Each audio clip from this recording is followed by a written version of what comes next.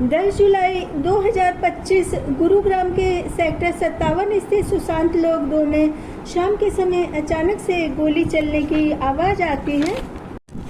सभी लोग घर से बाहर निकल आते हैं। तभी दीपक यादव नाम के व्यक्ति बालकनी में आते हैं और बोलते हैं कि मैंने अपनी बेटी राधिका की हत्या कर दी। और पुलिस को दिए गए बयान में दीपक यादव ने कहा कि मैं लोगों के तानों से बहुत परेशान था। लोग कहते थे अपनी बेटी की कमाई खाता है। तो आप सभी का मेरे YouTube चैनल में स्वागत है। तो आज मैं सबसे पहले राधिका यादव को श्रद्धांजलि देती हूँ। ईश्वर उसकी आत्मा को शांति प्रदान करे। तो राधिका यादव की हत्या उसके पिता के द्वारा क्यों की गई, तो मैं सब कुछ आपको विस्तार में बताती हूँ। तो दैनिक भास्कर अखबार की रिपोर्ट के अनुसार एक महिला का कहना है कि राधिका के पिता के पास कुछ दिन पहले एक मैसेज आया था। मैसेज एक व्यक्ति ने किया था और उसमें राधिका के बारे में कुछ मैसेज था। तो राधिका के पिता इसी बात को लेकर के बहुत दिनों से परेशान थे और उस महिला से पूछा गया कि वह मैसेज किस व्यक्ति ने किया था, उसका क्या नाम था, कौन था। तो उस महिला ने मना कर दिया, कुछ भी नहीं बताया। उसने कहा कि मैं इस मैटर में नहीं पढ़ना चाहती हूँ। तो इसी तरह से सब लोग हर बात को छुपाते रहेंगे। तो यह घटना भी एक मर्डर मिस्ट्री बन करके रह जाएगी और क्राइम ब्रांच को और सभी लोगों को इस घटना की तह तक जाने में पूरा सहयोग करना चाहिए। और यह घटना भी कहीं ग्रेटर नोएडा के आरुषि हत्याकांड की तरह एक मर्डर मिस्ट्री बनकर के न रह जाए। तो मैं संडे टाइम स्टोरी में भी इस बार आरुषि हत्याकांड की मर्डर मिस्ट्री के बारे में ही बताऊंगी।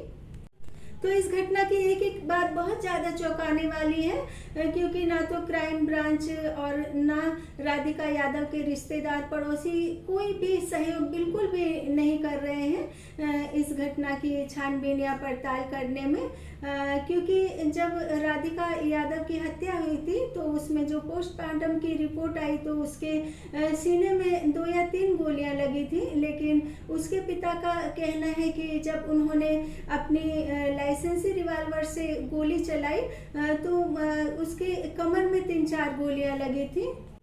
तो लोगों का कहना है कि राधिका यादव के पिता को पड़ोसी रिश्तेदार बहुत ज़्यादा ताने देते थे। वो कहते थे कि तुम अपनी बेटी की कमाई खाते हो। तो इसलिए वो राधिका को एकेडमी बंद करवाने के लिए बोलते थे। और राधिका ने कहा कि मेरा प्रोफेशन है तो मैं एकेडमी बंद कैसे कर दूं। और इसी बात को लेकर के बेटी और पिता में बहुत ज़्यादा अनबन रहती थी। लेकिन उनके रिश्तेदार और पड़ोसी ये भी कहते हैं कि जो उसके पिता है उनको बेटी की कमाई खाने की क्या ज़रूरत थी, क्योंकि उनके पास ऑलरेडी बहुत ज़्यादा प्रॉपर्टी है। उनकी कई प्रॉपर्टी रेंट पर उठी हुई है, उसके अलावा वो प्रॉपर्टी डीलर भी हैं। लेकिन उसके बाद ये बात भी है कि एक पिता ने जब बेटी की एकेडमी खोलने के लिए करोड़ों रुपए लगा दिए तो वो पिता आखिर क्यों बेटी से बोलेगा कि तुम्हें एकेडमी बंद करना है। तो यहाँ पर जो हत्या की गुत्थी है बहुत ज़्यादा उलझी हुई है। इसको सुलझाना बहुत ज़्यादा मुश्किल का काम है। और एक पिता जो कि अपनी बेटी को इतना लाड प्यार करता है, ये चाहता है कि बेटी एक टेनिस प्लेयर बने, तो वो पिता आखिर ऐसी कौन सी वजह हो जाएगी कि अपनी बेटी की हत्या कर देगा। तो राधिका की बेस्ट फ्रेंड ने उसको बताया कि राधिका के पेरेंट्स बहुत ज़्यादा टोका टाकी करते हैं, कभी छोटे कपड़ों को लेकर के, कभी कहीं बाहर जाने को लेकर के, रील बनाने को लेकर के। तो मैं यहाँ पर बताना चाहूँगी कि यदि उसके पिता बहुत ज़्यादा टोका टाकी करते थे तो वो उसको टेनिस प्लेयर कभी नहीं बनाते। 20-21 साल की उम्र में राधिका की शादी कर देते। और राधिका के पिता का बचपन से ही सपना था कि वो उसको एक टेनिस प्लेयर बनाए। और इसके लिए जब वो छोटी सी थी तो उसको सुबह 5 बजे एकेडमी ले जाते थे। उसके बाद घर आती थी तैयार होकर के, फिर उसको स्कूल ले जाते थे, फिर वापस स्कूल से घर लेकर के आते थे। तो एक बेटी को इतना ज़्यादा लाड प्यार करना और उसको इतना आगे तक पहुंचाना, उसकी एकेडमी के लिए इतना पैसा लगा देना, तो ये बात तो कहीं से कहीं तक भी हजम नहीं होती है कि उसकी एकेडमी को बंद करवाना चाहते थे या उस पर बहुत ज़्यादा रोक टोक लगाते थे। और कुछ लोगों का कहना है कि रील बनाने को लेकर भी उसकी फैमिली के लोग बहुत ज़्यादा परेशान थे, तो वो रील नहीं बनाती थी। उसका अकाउंट भी एकदम प्राइवेट था, उसने सिर्फ एक जो है रील नहीं बना, तो रील तो नहीं बनाती थी, लेकिन उसने एक वीडियो शूट किया था और उस वीडियो को लेकर ही लोगों में इतना ज़्यादा अफवाह है, इधर उधर की बातें सुनाई आ रही है। किसी को कोई कुछ सच्ची नहीं पता है, ना ही इस बात का कोई प्रूफ है। लेकिन राधिका यादव के पिता जो है कई दिनों से बहुत ज़्यादा परेशान रहते थे और एकदम मानसिक संतुलन भी उनका डगमगाया हुआ था। खाना भी नहीं सही से खा रहे थे, सारी रात भर जागते रहते थे और वो किसी से बात भी नहीं करते थे। तो उन्होंने कई दिन पहले ही राधिका को मारने की योजना बना ली थी और वो बाजार से रिवॉल्वर खरीद करके लाए, उसका लाइसेंस भी बनवाया। और 10 जुलाई को राधिका की मम्मी का बर्थडे था, तो वो बर्थडे की तैयारी कर रही थी। सोचा कि मम्मी का जन्मदिन है तो मैं मम्मी की मनपसंद मिठाई बनाऊं, तो मम्मी की मनपसंद मिठाई रसोई में बना रही थी। लेकिन तभी फिर पिता और बेटी में बहस शुरू हो गई और बहस इस कदर बढ़ गई कि राधिका के पिता अपनी रिवॉल्वर लेकर के आ गए और उसकी कमर में उन्होंने 3-4 गोली मारी और उनकी प्यारी सी बेटी, उनके सपनों की शहजादी परी, जिसको बचपन से पाल पोस करके उन्होंने बड़ा किया, एक ढेर में तब्दील हो गई। और वो बहुत ज़्यादा घबरा गए और बदहवास एकदम बालकोनी में भागे और बालकोनी में जा कर के चिल्ला करके कहने लगे कि मैंने अपनी बेटी का मर्डर कर दिया है, मैंने राधिका की हत्या कर दी है और मुझसे बहुत बड़ा अपराध हो गया है, मैंने अपनी कन्या का वध कर दिया है, मेरी गलती माफ़ी के काबिल नहीं है। और जब उनको अरेस्ट किया गया तो उन्होंने कहा कि मुझे सख्त से सख्त सज़ा दी जाए और जल्दी से जल्दी मुझे फांसी की सज़ा दी जाए, क्योंकि मैं जीना नहीं चाहता हूँ। तो ये कैसी अजीब सी अनहोनी हो गई कि जो पिता बचपन से अपनी बेटी को एकेडमी खुद ही खुलवाना चाहते थे और उसको एक टेनिस प्लेयर बनाना चाहते थे, और अचानक से ऐसी क्या बात हो जाती है कि वो उसकी जान लेने पर तुल गए। लेकिन इससे पहले उन्होंने खुद भी आत्महत्या करने की कोशिश की थी। आत्महत्या के लिए बहुत ज़्यादा सोचते रहते थे कि मैं अब जिंदा नहीं रहना चाहता हूँ, से बहुत बड़ा अपराध हो गया, मैंने अपनी ही बेटी की हत्या कर दी, मैंने कन्या वध कर दिया, अब मैं बिल्कुल भी जीना नहीं चाहता हूँ। और जब उनको अरेस्ट किया गया तो उन्होंने कहा कि जल्दी से जल्दी मेरे खिलाफ इस तरह की रिपोर्ट तैयार की जाए कि मुझे फांसी की सज़ा हो जाए।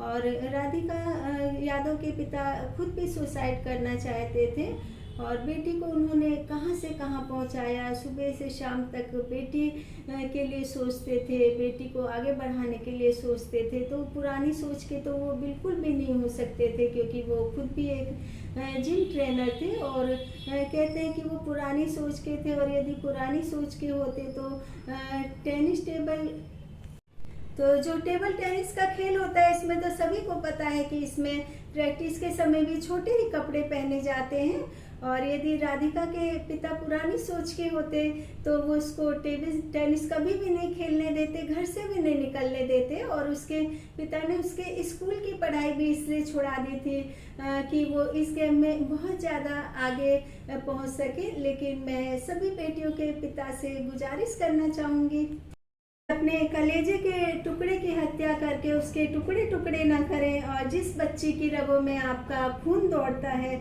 आप उसका खून करके एक बेटे एक पिता के रिश्ते को अभिशप्त ना करें, अभिशापित ना करें।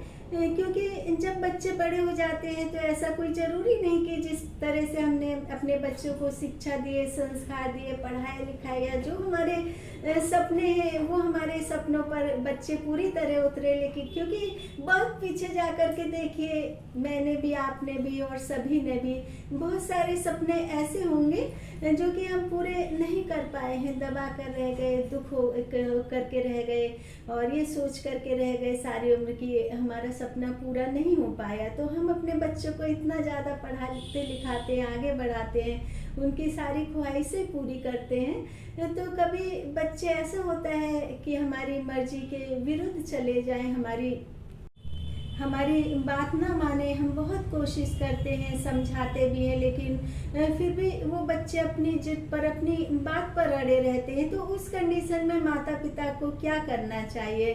तो उस कंडीशन में माता पिता को ये करना चाहिए कि अपने बच्चों से बोलना चाहिए, देखो बच्चों, हमने तुम्हारी जिंदगी पूरी की पूरी संवार दी, जो तुम्हें करना था तुमने कर लिया, अब तुम्हारे रास्ते अलग हैं और मेरे रास्ते अलग हैं। मेरे तुम्हारे बीच कोई दुश्मनी नहीं है, ना हमारा रिश्ता खत्म हुआ है, लेकिन जो कुछ भी तुम करना चाहते हो हमसे अलग रह करके करो। तो इस तरह से जो पिता और बेटी के संबंध होंगे उसमें बिल्कुल भी कड़वाहट नहीं आएगी, क्योंकि जो बच्चे, उन्हें जो करना है वो आपके अगेंस्ट जा करके करें, किसी भी तरह से करें। आजकल के बच्चे हम लोगों की तरह बिल्कुल भी नहीं हैं, उन्हें जो करना वो करेंगे। तो इस तरह से बेटी या बेटे की हत्या करके इस तरह का पाप बिल्कुल भी ना लें। और जब राधिका की माँ को ये बात पता थी कि उनके घर में इतनी ज़्यादा अनबन चल रही है और पिता बेटी में किसी बात को लेकर के हर वक्त बहस रहती है, तो उस वक्त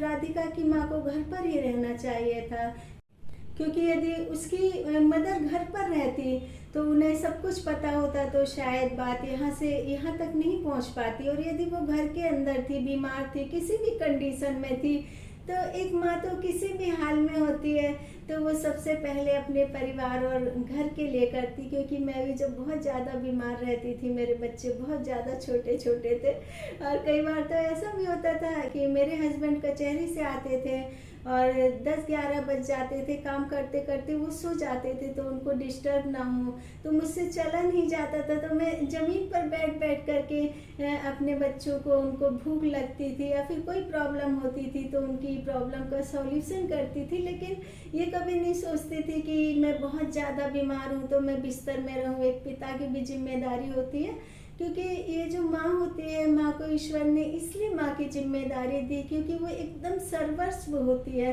वो सभी जिम्मेदारियाँ निभाती है।